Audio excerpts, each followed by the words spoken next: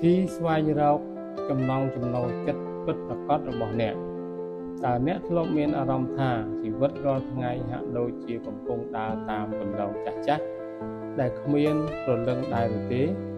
អ្នកក្រោកពីគេងទៅធ្វើការឬទៅរៀនត្រឡប់មកផ្ទះវិញរួចក៏ចូលគេងដើម្បីរងចាំថ្ងៃស្អែកដែលនឹងត្រូវឆ្លងកាត់រឿងដដែលមនុស្សជាច្រើនកំពុងរស់នៅក្នុងជីវិតដែលជារបស់អ្នកដទៃដើរតាមក្តីស្រមៃរបស់អ្នកដទៃហើយតែងសួរខ្លួនឯង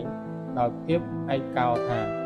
តើអ្វីទៅជាចំណង់ចំណូលចិត្តពិតប្រាកដរបស់ខ្ញុំចំណង់ចំណូលចិត្តពិតប្រាកដវាមិនមែនជារបស់ដែលនឹងលាក់ពីលើមេឃមកចំពីមុខអ្នកនៅពេលដែលអ្នកអង្គុយរងចាំនោះទេវាក៏មិនមែនជាអ្វីដែលអ្នកត្រូវមើលតាមគេតាមឯងនោះដែរចំណង់ចំណូលចិត្តគឺជាភ្លើងដែលឆេះចេញពីខាងក្នុងវាគឺជាថាមពលដែលធ្វើឲ្យអ្នកភ្លេចអស់នៅភាពហត់នឿយនិងការឃ្លានដើម្បីស្វែងរកវាឲ្យឃើញសូមសាកល្បងសួរខ្លួនឯងនៅសំណួរដ៏សាមញ្ញមួយតើអ្វីទៅជាការងារឬសកម្មភាពដែលអ្នកសុខចិត្តធ្វើវាដោយមិនគិតពីប្រាក់កម្រៃអ្វីទៅដែលធ្វើឲ្យអ្នកភ្លេចមើលនាឡិកាអ្វីទៅដែលទោះបីជាអ្នកធ្វើវាខុសឬបរាជ័យរាប់ដងក៏អ្នកនៅតែចង់ក្រោកមកធ្វើវាម្ដងទៀតដោយស្នាមញញឹមកុំខ្លាចនឹងការសាកល្បងរឿងថ្មីមនុស្សភាគច្រើនមិនដឹងថាខ្លួនឯងពូកែអ្វីឬចូលចិត្តអ្វីឡើយព្រោះពួកគេមិនដែលហ៊ានឈានជើងចេញពីតំបន់សុវត្ថិភាពចូលធ្វើខ្លួនអ្នកឲ្យដូចជាអ្នករុករោបសាកល្បងហាត់គូររូបសាកល្បងសរសេរសាកល្បងដាំដើមឈើសាកល្បងនិយាយនៅចំពោះមុខមនុស្ស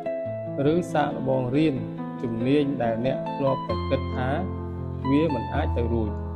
នៅក្នុងដំណើរការនៃការសាកល្បងទាំងនោះអ្នកនឹងរកឃើញចំណុចប្រសពមួយរវាងអ្វីដែលអ្នកពូកែនិងអ្វីដែលអ្នកស្រឡាញ់ចូលចាំថាចំណង់ចំណូលចិត្តមិនមែនជាគោលដៅចុងក្រោយនោះទេប៉ុន្តែវាគឺជាផ្លូវកុំរងចាំរហូតដល់មានអារម្មណ៍ថាត្រៀមខ្លួនរួចរាល់ព្រោះការត្រៀមខ្លួនរួចរាល់មិនដែលកើតមានពិតប្រាកដឡើយការចាប់ផ្ដើមចេញពីចំណុច0គឺជាកន្លែងដែលវិតមុននៃជីវិតចាប់ផ្ដើមប្រសិនបើអ្នកមិនទាន់រកវាឃើញនៅថ្ងៃនេះក៏មិនមែនជាបញ្ហាដែរចូលដកដង្ហើមឲ្យវែងហើយបន្តស្វែងរកដោយភាពអត់ធ្មត់កុំបង្ខំខ្លួនឯងឲ្យដូចអ្នកដទៃព្រោះការនីមួយៗមានរដូវកាលរីកខុសៗគ្នាប៉ុន្តែនៅពេលដែលអ្នករកឃើញវាហើយ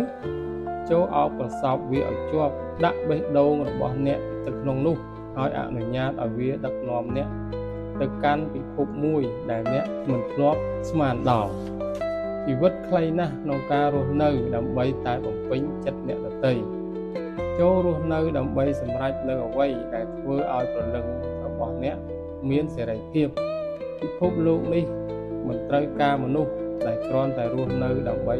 រស់នោះទេប៉ុន្តែពិភពលោកត្រូវការមនុស្សដែលមានជីវិតរស់រវើកដោយសារការធ្វើអ្វីដែលពួកគេស្រឡាញ់ចាប់ផ្ដើមស្វែងរកវានៅថ្ងៃនេះកុំរងចាំដល់ថ្ងៃស្អែកព្រោះចំណង់ចំណូលចិត្តរបស់អ្នកកំពុងតែរងចាំអ្នកនៅកន្លែងណាមួយក្នុងភាពក្លាហានរបស់អ្នក